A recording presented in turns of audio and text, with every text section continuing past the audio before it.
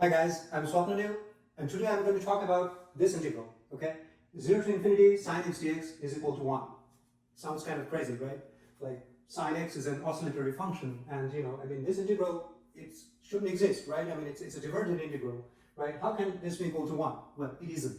It isn't equal to 1, but I'll show you that you can make this integral converge with a certain trick so that it becomes equal to 1. This integral actually shows up in the Fourier transform of the Coulomb potential. So let me show you how you do it. All right.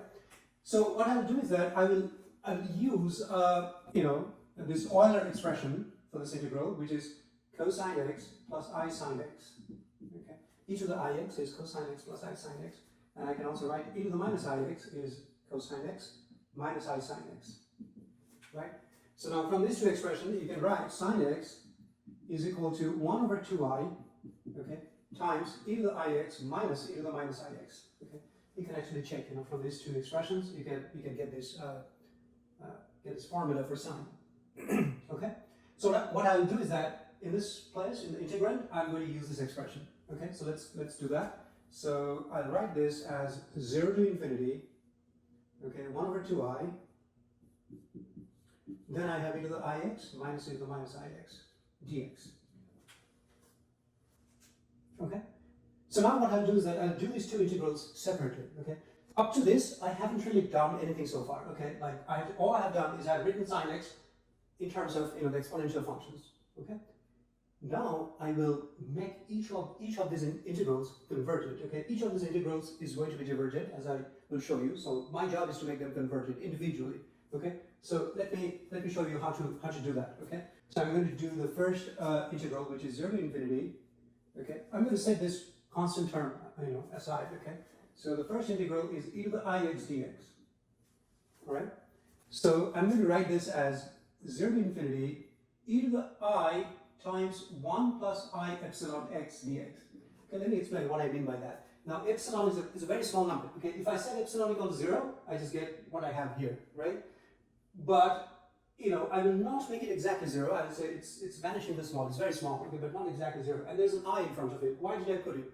Because you see, I times I is going to give you a negative 1, right? So you have e to the minus epsilon x, okay? And if epsilon is a positive number, so you have a damping term, right? So this expression is e to the minus epsilon x times e to the ix, okay? Now, because of this damping term, okay, because of this exponentially decaying term, this integral is now going to converge. Okay, let me just evaluate this integral. Okay, so I'm going to use this formula, right? Integral e to the mx dx is equal to e to the mx over m, right? It's pretty standard formula. It's a standard formula from calculus, from integral calculus. So I'm going to use this formula. Okay, so this is my m. Okay, this whole thing. So I'm going to write this as e to the I 1 plus I epsilon x divided by I times 1 plus I epsilon, and I have to evaluate this between infinity and 0. Now, when x is infinity, what happens to this expression? So when x is infinity, you have this e to the minus epsilon x, right? That goes to 0. Okay, when x is infinity, then this goes to 0, right? So you're at x equal to infinity, your numerator is 0. Okay, so let's write this down as this. This is a constant term. Now the numerator is 0 when x is infinity, and then minus, when x is 0, then this thing is 1. Right? So what I have is just this expression, which is minus 1 divided by this, so which is equal to I divided by 1 plus I epsilon. Okay? So I used minus I as I squared, right? I squared is minus 1. So you'll get this. Okay? So that's the first, that's what I get from the first integral. Okay? And remember, epsilon is a vanishingly small number. Okay? It's not exactly 0, but it's very close to 0. That's the assumption. Okay? That allows me to actually, make this integral converge. So that statement is important. Okay? Now I'm going to do this integral, okay? So maybe I should just do it on the left side, okay? Let me just draw another line. So I'm going to do this one, right? So 0 to infinity, e to the minus ix dx. Now I'm going to make it converge just like the other one, but I have to use minus epsilon instead of plus epsilon, okay? So here I use plus I epsilon. Now I have to use minus I epsilon. Why?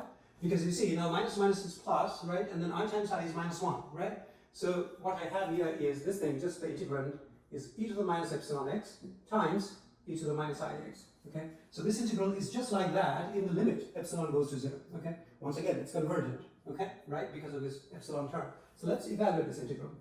So I'll get e to the minus I 1 minus I epsilon x divided by minus I 1 minus I epsilon, and I evaluate it between 0 and infinity. Right? So, okay, so at x equal to infinity, when x is infinity, then this term goes to 0. So just like before, the numerator is 0 when x is infinity. So I'll take this outside the bracket. So I have minus I 1 minus I epsilon, and then inside the bracket, for x equal to infinity, I get 0. And when x is 0, then I have just 1, right? So this term is going to give me, this is minus 1. Let's see, so this is, I think, this is minus I divided by 1 minus, okay? Epsilon. I think this sign is correct because these two will give me plus, and then I have, yeah, okay? So once again, I used, I, 1 equal to, I squared is minus 1. That's what I used, okay? You can check, I mean, just algebra, I think it's right, okay? All right, so now I evaluated this one and that one, okay, with this caveat that there's an epsilon, okay, which I'm kind of saying, you can probably understand, right? I mean, I'm kind of playing this cat and mouse game, okay? I introduced it, but at the same time, I'm saying that, well, it's vanishingly small, okay? It's right? Why am I'm saying it's vanishingly small? Because you see, I have to stick to, I have to kind of sort of pretend that I'm evaluating this integral, right? I mean, I can't do that unless I set epsilon to 0. I say that, well, it's tending to 0. It's not exactly 0, but it's close to 0, okay? All right, so I've made the integrals converge that way, in that sense, okay? At the same time, staying close to the original integral, all right? So now, I'll just write this is equal to 1 over 2i, right?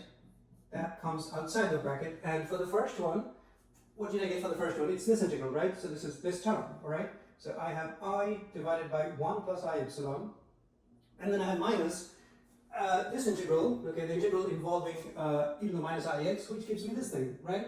So there's already a minus sign, so minus minus plus, so it should be I 1 minus I epsilon. Okay? Alright, so this is from the first integral, and this thing comes from the second integral. Okay, so actually I'm done. Okay, now what I'm going to do is, I'm going to say that, okay, remember what I told you, epsilon is 0, so I'm going to set both of these epsilons to 0. Okay, let's do that. Let's see, okay, let me just get back to the red color. So I'll just write this as the first term is, and I'm going to erase this line. Okay, so I have 1 over 2i, right? And then, if I said this is epsilon, okay, it is, it's my handwriting makes it look, I don't know, like T or something. It's epsilon, this is also epsilon. Anyway, so this is 0, right? That is also 0. So the first term is I, and the second term is I. So what do we have here? 2i. Right? So I have 1 over 2i times 2i, which is 1. Okay? So I just proved that this is true. Okay?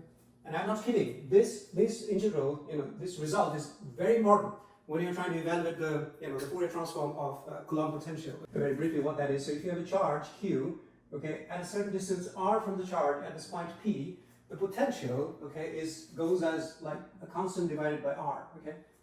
Okay, it falls off inversely as the distance. Okay, this is called the Coulomb potential. So the Coulomb force is k over r squared. Potential is just k over r. Okay. So if you take the Fourier transform of this, okay, you're faced with an integral like this. Okay, and you have to evaluate that integral the way I showed you. Okay. Since we're talking about sine, cosine cannot be further, right? I mean, sine and cosine, they're kind of the sinusoids, right? So what is 0 to infinity cosine x dx? Okay, let me write down the result. And I will not show you the proof because the proof is very similar. So 0 to infinity cosine x dx is equal to 0. Okay?